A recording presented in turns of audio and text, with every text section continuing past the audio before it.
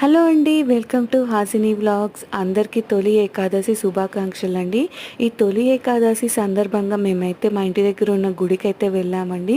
ఆ గుడి వచ్చేసి చాలా పెద్దగా ఉంటుంది, అందరు దేవుళ్ళు ఉంటారనమాట. అయితే కాలు కడుక్కున్న చోటనే ఒక శివలింగం అనేది ఉంటుందండి, అక్కడ అభిషేకం అనేది చేసుకోవచ్చు. ఫస్ట్ మనకు సాయిబాబా టెంపుల్ ఉంటుందండి. సాయిబాబాను దర్శించుకున్న తర్వాత కృష్ణుడి గుడి ఉంటుందండి పక్కనే. అక్కడ కృష్ణుడు చిన్న ఉయ్యాల్లో కూడా ఉంటాడండి, అది ఊపొచ్చు, చాలా బాగుంటుంది. ఆ తర్వాత నుంచి బయటికి రాగానే మనకు నాగుల గట్టు ఉంటుందన్నమాట. ఈ ప్లేస్ వచ్చేసి ఇక్కడ అందరు దేవుళ్ళు ఉంటారండి. ఫస్ట్ ఆంజనేయ స్వామి ఉంటారు, ఆ తర్వాత ఎల్లమ్మ దేవత ఉంటుందండి. ఎల్లమ్మ దేవతను చూసారా, అసలు కూరగాయలతో ఎలా డెకరేట్ చేశారు, చాలా బాగుంది కదా.